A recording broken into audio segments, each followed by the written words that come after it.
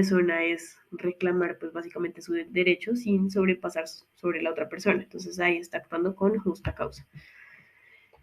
Por otro lado tenemos el derecho disciplinario, y es que en toda actividad laboral confluyen una serie de derechos y obligaciones tanto para empleadores como para trabajadores. ¿Sí?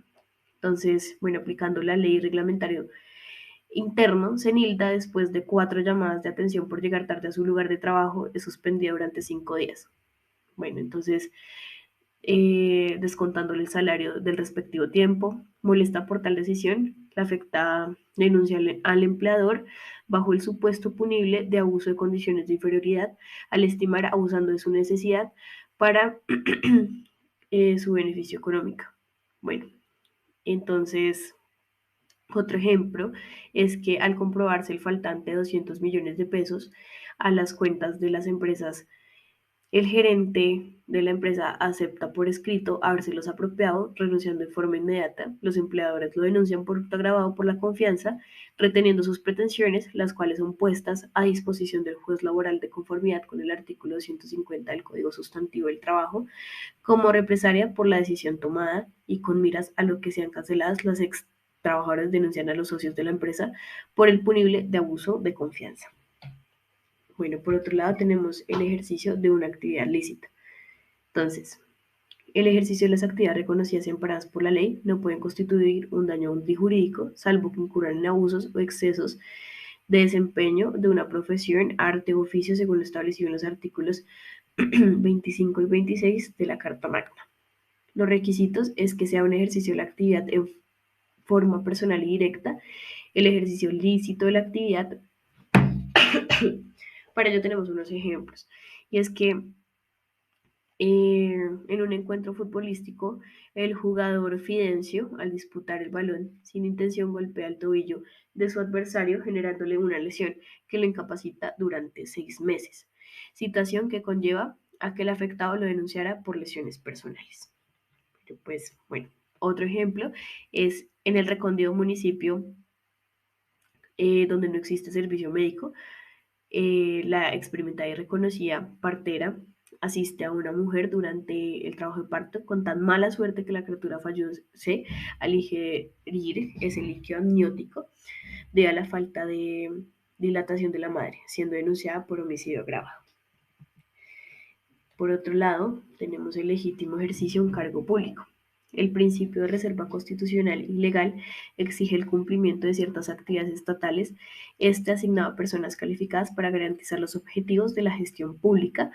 Y bueno, acá tenemos un ejemplo, y es que en un proceso ejecutivo adelantado contra Cesario, el juez ordena en la sentencia la entrega de los bienes que habían sido objeto de medida cautelar, al demostrar el demandado la prescripción del título o valor base de la acción.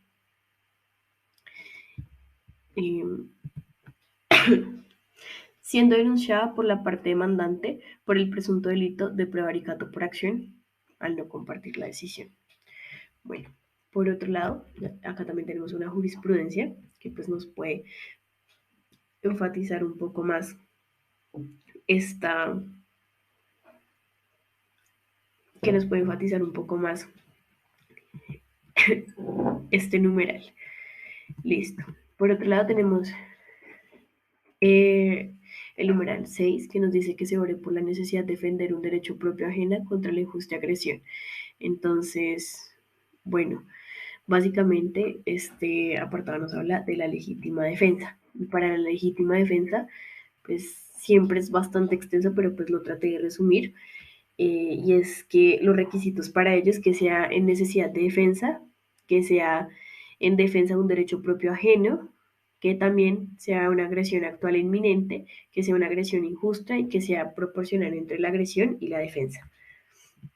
Unos ejemplos pues que también me parecen importantes es que, bueno, molesto porque su novia lo dejó por su amigo, la persona en plena plaza pública y de manera sorpresiva se arroja pues un cuchillo en mano sobre su rival con el propósito de quitarle la vida, causándole pues, 2 mortales heridas en la espalda, estando en el piso botando sangre, el agredido saca su arma de uso personal y dispara en varias oportunidades contra la persona que lo atacó, ocasionándole la muerte, en el preciso momento en que pretendía asesinarle. Entonces, pues ahí se ve cómo él se defiende. Y acá pues tenemos otros ejemplos para evitar que su indefenso padre siguiera siendo lesionado con arma de fuego por su vecino borracho. Úrsulo le hiere de gravedad con una piedra en la cabeza cuando se disponía a dispararle en una nueva oportunidad, lo que le produjo la muerte del colindante 5 días más tarde en el hospital como consecuencia del trauma que le produjo la única lesión. Bueno, el séptimo numeral, que se obre por necesidad, básicamente, este nos habla del estado de necesidad. Obrar por la necesidad de proteger un derecho propio ajena de un peligro actual inminente consiste en la conducta ejercida con el fin de proteger un derecho propio ajeno de peligro actual inminente que solo puede evitarse mediante la vulneración o lesión de bienes igualmente tutelados. Bueno, en ese caso, los requisitos acá es que esté en peligro actual inminente inevitable el bien jurídicamente tutelable, que la gente no haya causado el peligro intencionalmente o por imprudencia, que la gente no tenga el deber jurídico de afrontarlo y que la conducta dirigida a proteger el bien jurídico y también la proporcionalidad entre la acción y el peligro. Bueno, acá tenemos otros ejemplos, eh, como el de un humilde obrero solicita en una clínica privada atención inmediata para su hijo que se encuentra gravemente enfermo. Los encargados desatienden el pedido por no tratarse de una entidad de beneficiarios exigiéndole la consignación previa de 10 millones de pesos para prestarles los servicios. El trabajador indignado toma sorpresivamente por el cuello a uno de los médicos de turno con una navaja en mano, amenaza con matarlo si no atiende y la pretensión cumplida por los colegas, quienes de inmediato trasladan al paciente a la unidad de cuidados intensivos, da la gravedad de su cuadro clínico. Pasadas 70 horas y observar pues que el hijo, que es un bebé apenas, reacciona de manera favorable, pues liberan al retén. Entonces, este, pues es un tipo penal de referencia a secuestro extorsivo. Pues de cierta manera, pues sí es importante, pues no, sí estaban violando principalmente un derecho, pero pues de todas formas no cumple con uno de los requisitos que mencionan acá, y es el tema de la proporcionalidad entre la acción y el peligro. Ya había ahí ya otro bien jurídicamente tutelado. Bueno, por otro lado tenemos el octavo, dice que se obre bajo la insuperable coacción ajena. Básicamente, lo que nos dice es la violencia física o moral irresistible a que sometió una persona para la realización de una conducta típica, antijurídica, ajena a su voluntad. Los requisitos que se tienen en cuenta acá es la existencia de la coacción, la insuperabilidad, la actualidad de la coacción y la relación causal. Un ejemplo que tenemos acá es, bueno, Fredemiro, gerente de un banco, es sorprendido en su residencia por delincuentes fuertemente armados que conoce Everest, que es la única persona que maneja las claves de la bóveda, lo golpean y lo conducen bajo amenaza de muerte hasta la entidad financiera, obligándolo a abrir la caja fuerte, de la cual sustraen 1.000 millones de pesos. Ahí se cumple pues, el requisito de coacción, como se mencionaba hace un momento. Bueno, acá también se trae a colación una jurisprudencia. Por otro lado tenemos el numeral 9, impulsado por miedo insuperable. Bueno, el miedo es ante todo una emoción que se manifiesta en una profunda perturbación de ánimo, en un extremo sentimiento de inquietud suscitado por un peligro real o imaginario que impulsa a la persona a cometer una conducta considerada en principio típica con el fin de proteger algunos bienes jurídicos propios o de terceros como la vida, la integridad personal, la libertad individual, la libertad sexual, etc. No obstante, esta emoción no alcanza a anular las facultades psíquicas. Entonces, bueno, los requisitos que se necesita para este miedo insuperable es la existencia pues del miedo, la insuperabilidad del miedo, la necesidad inminente de actuar, el convencimiento de una el convencimiento de una peligrosa realidad ante la seriedad de un supuesto mal. La acción no debe ser causada por el agente. La valoración específica de peligro, la gravedad del peligro, hace tener a su autor como sujeto pasivo. Y la otra es el miedo insuperable, debe obedecer de manera seria a estímulos graves e inminentes. Bueno, en este caso tenemos el siguiente ejemplo, y es que, bueno, Grisalia, única testigo del asesinato de su mejor amigo por los integrantes de una temible banda, bajo juramento niega su presencia en el lugar de los hechos, ante el miedo insuperable de correr la misma suerte, pues las retaliaciones de este grupo delictivo son públicamente conocidas. Bueno, acá también se hace un pequeño acápite de la jurisprudencia. El numeral 10 nos dice que si se obre con error invencible de que no concurre su conducta, un hecho constructivo. Esto básicamente, resumiendo todo este eh, acápite, que es bastante larguito, nos habla del error de tipo.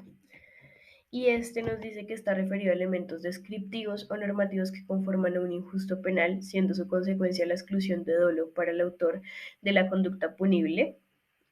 Vale decir que su naturaleza intrínseca apunta al desconocimiento o conocimiento defectuoso de los elementos objetivos integradores del tipo penal al momento de la relación de la acción delictiva. Por otro lado, tenemos el numeral 11, que nos habla de que se obre con error invencible de la licitud de su conducta. Si el error fuese vencible, la pena se rebajará en la mitad. Bueno, básicamente este numeral nos habla de lo que vendría siendo el error de prohibición, que se refiere al estado de conciencia, comprensión de la antijuricidad de la conducta por parte del sujeto, agente, quien atiende lo que hace, pero obra bajo el consentimiento de que su actuar no va en contravía del ordenamiento jurídico. Su importancia la podemos concretar bajo dos formas: cuando el autor o partícipe actúa convencido de que su conducta no se encuentra prohibida por el ordenamiento penal por desconocimiento de la misma, error directo, y cuando el autor o partícipe conoce la prohibición, pero equivocamente considera que su conducta está legalmente justificada, error indirecto. Las clases, tenemos el error de prohibición directo abstracto, que afecta al conocimiento del sujeto agente respecto a la asistencia a una norma prohibitiva. Se presentan los siguientes casos: la ignorancia de la prohibición, el error en cuanto a la vigencia de la ley y el error en la hermenéutica. Y bueno, cuando el error es invencible, no hay lugar a juicio de la culpabilidad. Por el contrario, si fuese vencible el actuar criminoso, se sanciona a título de dolo, aplicándole la disminución punitiva establecida por el numeral 11 del artículo 32 del Código Penal. Acá también pues se menciona un poco de la jurisprudencia. Y por último ya tenemos nuestro numeral 12. Se dice que se obre con error invencible de la licitud de su conducta. Bueno, básicamente acá nos dice que se deben tener los siguientes pues requisitos: es que haya ignorancia o desconocimiento de la circunstancia, razonabilidad del error, ausencia de posibilidad del conocimiento y la relación directa entre el error y la conducta delictiva. Bueno, eso ha sido todo por el video de hoy.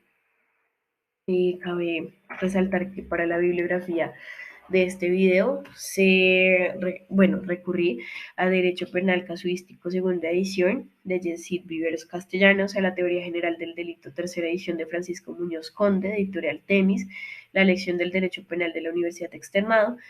Eh, También acudí al Derecho Penal Especial de la Editorial Ibáñez y a Piensa como abogado, que es otro libro muy interesante. Si quieren, pues ahondar mucho más en lo que viene siendo la teoría del delito, en lo que viene siendo el derecho penal general, especial y si en general les apasiona el penal, les recomiendo muchísimo esta bibliografía para que la tengan en cuenta.